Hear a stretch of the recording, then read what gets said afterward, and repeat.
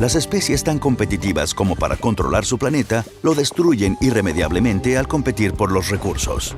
Es posible que en cada ecosistema haya reacciones en cadena descontroladas que no puedan repararse una vez iniciadas.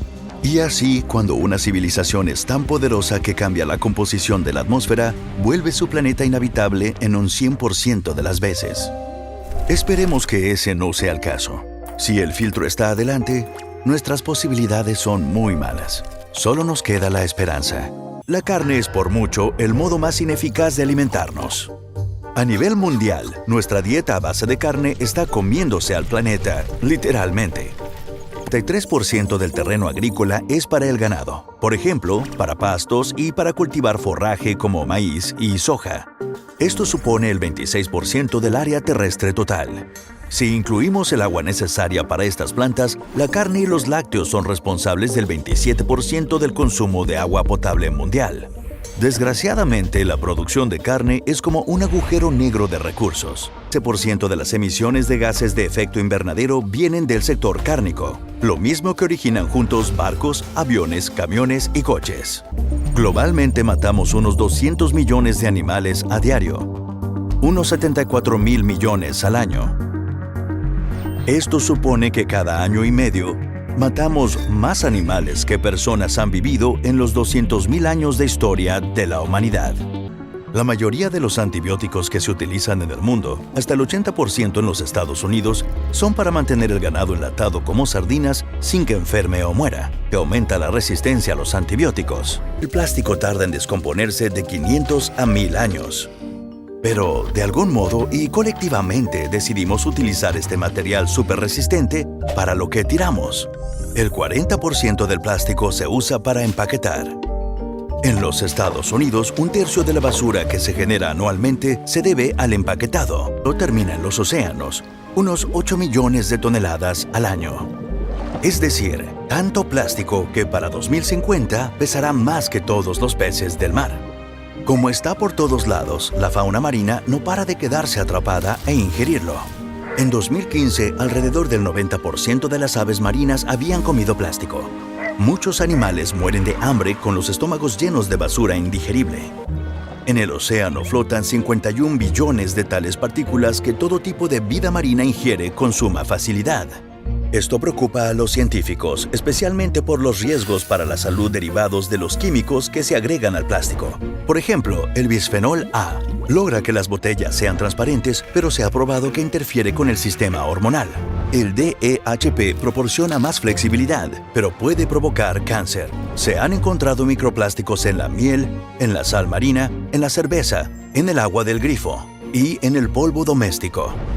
En 8 de cada 10 bebés y en casi todos los adultos hay cantidades mesurables de ftalatos, un aditivo habitual del plástico. Y la orina del 93% de la población contiene bisfenol A. Si no nos ocupamos de la contaminación por plástico desde una perspectiva global, no la solucionaremos. La contaminación por plástico es un problema complejo. Hemos descubierto un material mágico con el que lo hemos pasado muy bien. Pero debemos ser cuidadosos, o, al igual que Midas, acabaremos en un mundo que no deseamos. Desde la Revolución Industrial, la humanidad ha emitido más de 1,5 billones de toneladas de dióxido de carbono o CO2 a la atmósfera terrestre. Solo en 2019 inyectamos unos 37.000 millones más. Esto es un 50% más que en el año 2000 y casi el triple que hace 50 años. Y no es solo CO2, también generamos cada vez más otros gases de efecto invernadero como el metano y los óxidos de nitrógeno. Todos combinados equivalen a emitir anualmente 51.000 millones de toneladas de CO2. Y las emisiones siguen creciendo. En los últimos años, las consecuencias se han vuelto más graves y visibles. Y casi todos los años batimos algún récord terrible. Hemos tenido más olas de calor, la mayoría de los glaciares se derriten y nunca se había registrado tan poco hielo en el Polo Norte. De los últimos 22 años, 20 han sido los más calurosos que se han registrado. El único método de eliminar este abrupto cambio climático es disminuir las emisiones colectivas rápidamente. Por otro lado, los países en desarrollo argumentan que las emisiones en Occidente son por el estilo de vida, mientras que las suyas son para sobrevivir. Otros llaman hipócritas a los países ricos que, después de enriquecerse contaminando sin control, ahora quieren que los demás no se industrialicen y permanezcan en la pobreza. Los 10 países son responsables del 75% de las emisiones globales. Pero si nos fijamos solo en la situación actual, perdemos parte de la imagen. Los australianos son responsables de la mayor huella de carbono por persona, 17 toneladas al año. Es más del triple de la media mundial y un poco más de la media de 16 toneladas en Estados Unidos y Canadá.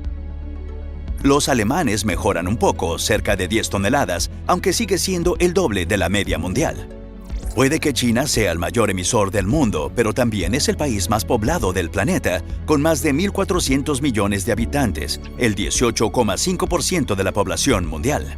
Los datos por persona superan la media con 7 toneladas. A lo largo de la historia, las emisiones de CO2 han estado ligadas a un elevado nivel de vida. La riqueza es uno de los mayores indicadores de la huella de carbono, dado que pasar de pobres a ricos conlleva el acceso a electricidad, calefacción, aire acondicionado, iluminación, cocina moderna, coches o aviones, smartphones, computadoras y contacto por Internet con gente de todo el mundo. El enorme aumento de las emisiones de CO2 en China va acompañado por la mayor reducción de la pobreza de la historia. Si ordenamos las emisiones de CO2 por las rentas, la mitad de los países más ricos son responsables del 86% de las emisiones globales, mientras que a la otra mitad solo le corresponde el 14%. El alemán medio emite 5 veces más que el indio medio. En solo 2,3 días, el estadounidense medio emite tanto como el nigeriano medio en un año. Y no solo eso, la cruda realidad es que son los países que menos culpa tienen los que tendrán que soportar las mayores pérdidas por el cambio climático abrupto. El mundo en desarrollo recibirá el mayor golpe. Las consecuencias podrían ser inseguridad alimentaria, conflictos por los recursos, desastres naturales más devastadores y frecuentes, y migraciones de refugiados climáticos. La irresponsabilidad de ayer de otros es una excusa horrorosa para repetir hoy los mismos errores. El cambio climático es un problema global y ningún país puede solucionarlo solo.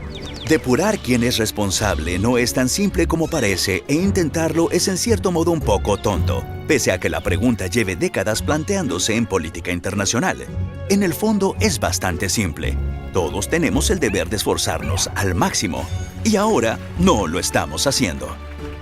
Pero podemos empezar hoy. La sociedad industrial moderna que hemos desarrollado en los últimos 150 años es inherentemente destructiva con el planeta. Básicamente, cuanto hacemos para que nuestra vida sea más fácil, segura y cómoda, es empeorar las cosas para la biosfera. Los alimentos que comemos, las calles que transitamos, la ropa que vestimos, los artilugios que usamos, nuestra forma de movernos y la agradable temperatura que creamos artificialmente. Mientras que la mayoría sabe el enorme impacto que tienen la energía, la carne, los autos y los aviones, casi nunca se habla de otros muchos contaminantes importantes. Las emisiones por filtraciones de los vertederos son tan importantes como las de todos los aviones. El CO2 que se genera en los hogares es mayor que el de todos los autos combinados. Y al fabricar un auto nuevo se producen emisiones equivalentes a las de construir 2 metros de carretera. Por eso, aunque es estupendo pasarse a los autos eléctricos, no se resolverá nada si las carreteras se construyen como siempre. Pensemos en el concreto. El 8% de las emisiones de CO2 las emite el sector de la fabricación de concreto.